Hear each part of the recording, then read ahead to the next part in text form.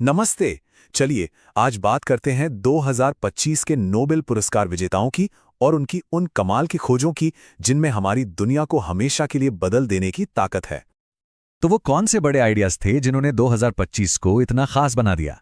आइए एक एक करके जानते हैं। अपनी इस पड़ताल की शुरुआत करते हैं विज्ञान के पुरस्कारों से। ये वो सम्मान है जो इंसानी ज्ञान की हदों को और भी आगे ले जाते हैं। तो चलिए ब्रह्मांड को एक नए नजरिए से देखने के लिए तैयार हो जाइए। सबसे पहले फिजिक्स। इस साल का प्राइज मिला है जॉन क्लार्क, मिशेल एच डेवोरेट और जॉन एम मार्टिनेस्कू टीम को। और इनका काम क्वांटम दुनिया के उन रहस्यमयी नियमों से जुड़ा है जहां कुछ भी मुमकिन लगता है। इन्होंने माइक्रोस्कोपिक क्वांटम टनलिंग को सच कर दिखाया है। अब ये सुनने में थोड़ा मुश्किल लग सकता है ना? लेकिन इसे ऐसे समझिए जैसे कोई भूत दीवार के आर पार चला जाए बिना उसे तोड़े। इन्होंने साबित किया कि ये अजीब घटना सिर्फ बहुत छोटे कणों के साथ ही नहीं बल्कि उन चीजों के साथ भी हो सकती है जिन्हें हम अपनी आंखों से देख सकते हैं। सच में कमाल है। तो ये खोज इतनी बड़ी गेम चेंजर क्यों है? क्योंकि देखिए, ये सुपर पावरफुल क्वांटम कंप्यूटर बनाने का रास्ता खोलती है। ऐसे कंप्यूटर्स जो आज के सबसे तेज सुपर कंप्यूटर से भी कई गुना आगे होंगे। और ये कंप्यूटर नई दवाइयां बनाने से लेकर ब्रह्मांड के बड़े बड़े रहस्यों को सुलझाने तक हर चीज में क्रांति ला सकते हैं। अच्छा, अब फिजिक्स से आगे बढ़ते हैं केमिस्ट्री की तरफ। यहां सुसुमु कितागावा, रिचर्ड रॉबसन और ओमर एम यागी ने कुछ ऐसे नए मटेरियल्स बनाए हैं जो सच में हमारा भविष्य बदल सकते हैं। इन्होंने बनाए हैं मेटल ऑर्गेनिक फ्रेमवर्क्स या शॉर्ट में कहें तो MOFs। इन्हें आप एटॉमिक लेगोस की तरह समझ सकते हैं। ये ऐसे मटेरियल्स हैं जिन्हें एटम बाय एटम बिल्कुल सर्जिकल प्रिसिजन के साथ बनाया जा सकता है। इससे ऐसे ढांचे बनते हैं जो अंदर से स्पंज की तरह होते हैं, बहुत ज्यादा जगह वाले। और इन मटेरियल्स का इस्तेमाल कहाँ हो सकता है? जरा सोचिए। ऐसे मटेरियल्स जो हवा से सीधे कार्बन डाइऑक्साइड सोखकर क्लाइमेट चेंज से लड़ सके, या फिर जो हाइड्रोजन जैसे क्लीन फ्यूल को सुरक्षित स्टोर कर सके, और तो और शरीर के अंदर सीधे कैंसर सेल्स तक दवा भी पहुंचा सके।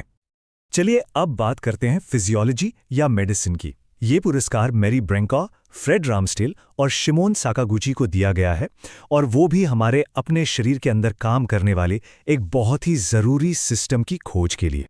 उनकी खोज है पेरिफेरल इम्यून टॉलरेंस के बारे में। ये हमारे शरीर के अंदर के पीस कीपर्स यानी शांति रक्षकों की तरह है। मतलब एक ऐसा स्मार्ट सिस्टम जो हमारी अपनी ही आर्मी यानी इम्यून सिस्टम को सिखाता है कि कौन दुश्मन है और कौन दोस्त, ताकि वो गलती से हमारे ही शरीर पर हमला ना कर दे। इस खोज का असर बहुत जबरदस्त है। इससे हमें ये समझने में मदद मिलती है कि गठिया और ल्यूपस जैसी ऑटो इम्यून बीमारियां आखिर होती क्यों हैं, और इसी समझ से लाखों लोगों के लिए नए और बेहतर इलाज का रास्ता खुलता है। यही नहीं, ऑर्गन ट्रांसप्लांट को कामयाब बनाने में भी ये बहुत जरूरी है। तो ये तो हुई विज्ञान की बात। चलिए अब विज्ञान के तथ्यों से थोड़ा हटकर कला, मानवता और शांति की दुनिया में चलते हैं। ये पुरस्कार उन कामों का सम्मान करते हैं जो हमारे समाज को और भी मजबूत बनाते हैं। साहित्य यानी लिटरेचर का नोबेल पुरस्कार इस साल मिला है हंगेरियन लेखक लाज़लो क्रास्नाहोरकाय को, जो अपने बहुत ही अलग और सोचने पर मजबूर कर देने वाले लेखन के लिए जाने जाते हैं। नोबेल कमेटी ने उनके काम को मनोरम और दूरदर्शी कहा है, जो कला की शक्ति की पुष्टि करता है। उनकी कहानियों का माहौल अक्सर थोड़ा निराशाजनक होता है, लेकिन फिर भी वो ये दिखाती हैं कि मुश्किल से मुश्किल दौर में भी इंसान की हिम्मत और कला जिंदा रहती है। और अब आखिर में सबसे प्रतिष्ठित नोबेल शांति पुरस्कार। इस साल ये सम्मान मिला है वेनेजुएला की मारिया कोरिना मचाडो को, जो हिम्मत और लगन की एक जीती जागती मिसाल हैं। उन्होंने वेनेजुएला में लोकतंत्र और मानवाधिकारों के लिए बिना थके संघर्ष किया है। उनका काम तानाशाही के सामने शांति से बदलाव लाने की एक जबरदस्त मिसाल है, जो दुनिया भर के लोगों को प्रेरणा देता है। तो जब हम इन सभी विजेताओं को एक साथ देखते हैं तो एक बात साफ नजर आती है ना? ये सब अपने अपने तरीके से एक बेहतर, ज्यादा समझदार और ज्यादा इंसानी भविष्य बनाने की कोशिश में लगे हुए हैं। तो ये रहा इस साल के विजेताओं और उनकी शानदार कामयाबियों का एक छोटा सा सारांश। क्वांटम दुनिया के राज खोलने से लेकर लोकतंत्र की मशाल जलाए रखने तक 2025 वाकई कामयाबियों का एक यादगार साल रहा है।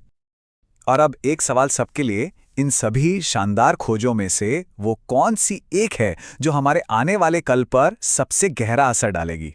ये एक ऐसा सवाल है जिसका जवाब तो खैर वक्त ही देगा।